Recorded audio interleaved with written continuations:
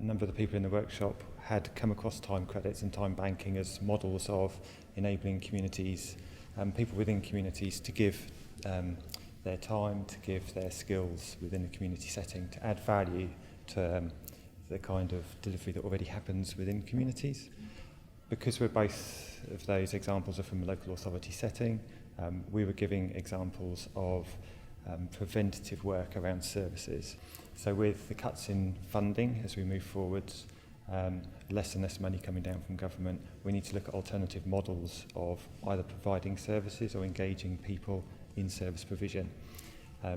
Quite a lot of views from people in the workshop about that.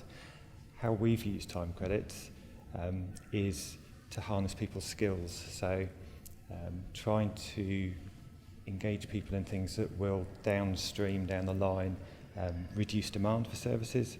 So whether it's helping people feel more self-confident, develop skills, get into training, get into work, whether it's helping people be more active, reduce demand on health services.